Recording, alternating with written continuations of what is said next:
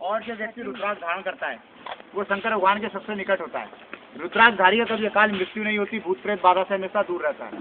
हाल ही में आपने रामदेव महाराज जी का नाम सुना होगा, जिनका आश्रम है हरिद्वार में योग पतंजलि पीठ। इन्होंने ही 5 मुखी रुद्राक्ष के ऊपर अध्ययन किया। अध्ययन करने के बाद ज्ञात किया कि आप रुद्राक्ष माला का जाप के लिए तो यूज करते ही हैं, परंतु अनेकों बीमारियों में एज ए मेडिसिन के तौर पर भी यूज किया जा सकता है। कौन कौन सी बीमारी में काम आता है? ब्लड प्रेशर, ब्लड सर्कुलेशन, रक्तचाप की कमी, मानसिक संतुलन, डायबिटीज और पेट में बहुत पुरानी कब्ज होती है ना, कॉन्स्टिपेशन, उसके लिए रामबाण कहते हैं। कैसे यूज करेंगे?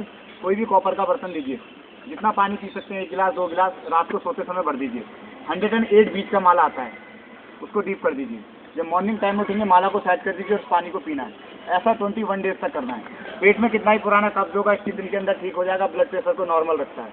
परंतु सभी रुद्राक्षों में से सबसे पावरफुल, रेयर और दुर्लभ कहा जाए एक मुखी रुद्राक्ष को। क्यों? क्योंकि आफ्टर 12 ईयर, 12 साल के बाद एक पेड़ पर एक ही लगता है, इसीलिए इसे साक्षात शिव का रूप कहा जाता है। कहते हैं कि एक मुखी रुद्राक्ष के दर्शन मात्र से ही अगर वर्तमान समय मनुष्य के द्वारा अनजाने में कोई पाप हुआ हो तो उससे मुक्ति मिलती है और 1000 गायों के दान के बराबर पुण्य की प्राप्ति होती है। उसी एक मुखी रुद्राक्ष के दर्शन करेंगे आप आगे। शिवानंद महाराज जी का एग्जीबिशन है। आजकल वैसे आपने टीवी में भी देखा होगा, दिखाते ना एशियन काइस्कोप वाले कि एक मुखी रुद्राक्ष 2100 या 2900 का प्राप्त करें। यहाँ भी अगर ऑन द वे कहीं भी जाएंगे दुकानें बोलेंगे हमें एक मुखी रुद्राक्ष चाहिए, कोई भी 1100 का 2100 का टीका लगा देगा आपको।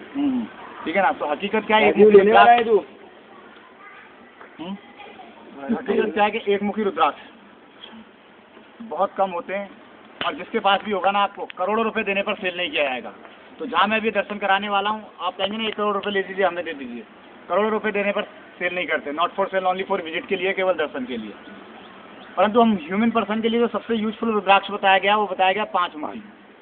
क्यों बताया गया? क्योंकि हमारा जो शरीर बना है ना 5 तत्वों को मिला करके बना है, इसीलिए हमारे लिए इफेक्टिव होता है 5 मुखी रुद्राक्ष। बाकी 6 मुखी, 8 मुखी, 13 मुखी, 14 मुखी, 2 मुखी, 1 मुखी काफी रेयर और बहुत दुर्लभ होते हैं। दूसरा जरा खास चीज होता है स्फटिक, जिसे क्रिस्टल कहते हैं, हिमालयन का क्रिस्टल। इसकी उत्पत्ति होती है बर्फ से। अभी आप 4 धाम जाएंगे, कई जगहों पे बर्फ देखेंगे, परंतु जो मेन हिमालय की पीक्स जो हैं जहाँ पे 12 महीने बर्फ पड़ी रहती है, तो हिमालय में जो बर्फ सबसे निचली सतह पर जमती है उसे ऑक्सीजन मिलनी बंद हो जाती है और पृथ्वी की हार्डनेस और अमोनिया गैस इतनी ज़्यादा मात्रा में मिक्सचर हो जाती है बर्फ के साथ कि वो हार्डनेस बहुत ज़्यादा हो जाती है, स्टोन की तरह बन जाती है।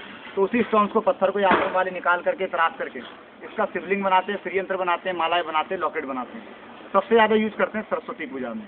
क्यों करते हैं? क्योंकि हमारे शास्त्रों में विद्या की देवी कहा गया सरस्वती को, और 84 स्टोन्स में से सबसे प्योर और जीवित स्टोन कहा गया है स्फटिक को। इसीलिए इसका उपयोग किया जाता है रेकी ट्रीटमेंट में। रेकी होता है ना, हीलिंग जो दी जाती है, उसमें भी उसका यूज किया जाता है। इसका यूज हम क्या है मेडिटेशन में भी करते हैं। शिवानंद महाराज जी द्वारा एक बुक लिखी गई मेडिटेशन, जिसमें उन्होंने लिखा था जैसे आप अगर मेडिटेशन करना चाहें तो किसी भी वॉल पे एक पॉइंट लगा करके या किसी फोटो पिक्चर के ऊपर भी मेडिटेशन कर सकते हैं। परंतु इनके अकॉर्डिंग अगर आप किसी क्रिस्टल के वॉल के ऊपर मेडिटेशन करते हैं तो कई जल्दी मेडिटेट होते हैं। देखने में बिल्कुल ट्रांसपेरेंट होता है, ग्लास और प्लास्टिक जैसा। कैसे पहचानेंगे कि ओरिजिनल स्फटिक क्या है, डुप्लीकेट क्या है? कभी भी ग्लास को प्लास्टिक को आपस में आप स्ट्रेच करके गैदर करेंगे ना तो फायर नहीं होगा, आग नहीं निकलेगा। परंतु ओरिजिनल स्फटिक को स्ट्रेच करने से, गैदर करने से क्या स्पार्किंग होती है, आग निकलती है। ये इसका रियलिटी का पहचान होता है। लास्ट चीज है 9 ग्रह। नाम सुना होगा, सूर्य, चंद्र, मंगल, बुध, बृहस्पति, शुक्र, शनि, राहु, केतु। ये 9 ग्रह होते हैं। जैसे जैसे नक्षत्र में ग्रह चलते हैं वैसे वैसे अपने जीवन में सुख आता है, दुख आता है। घर में हम कोई पूजन करते हैं, सबसे पहले गणपति का पूजन होता है, फिर 9 ग्रह पूजन, उसके बाद कोई पूजन होता है। तो कुछ लोग कहते हैं मेरा सूर्य भारी है, शनि भारी है, चंद्र भारी है। किस कारण होता है? कौन से नक्षत्र में जाने से क्या दोष होता है? किस ग्रह की शांति के लिए क्या रत्न पहनना चाहिए? इन सब के बारे में शिवानंद महाराज जी के द्वारा एग्जीबिशन खोला गया, जिसमें 9 ग्रह के बारे में जानकारी जाती है, एक मुखी रुद्राक्ष के दर्शन। तो अभी पहले हम यहाँ से सामने जो गद्दी देख रहे हैं, यह है वेद व्यास जी का समाधि मंदिर, जिन्होंने इस आश्रम की स्थापना की थी। उसके बगल में उनके शिष्य शांतानंद जी की समाधि है। मूर्ति देखेंगे। मूर्ति देखने के बाद हम लोग आगे चलेंगे, शिवानंद महाराज जी का एग्जीबिशन देखेंगे, उसके बाद लक्ष्मण जिला के जीप लेकर। ठीक है ना सर? सब ये देखते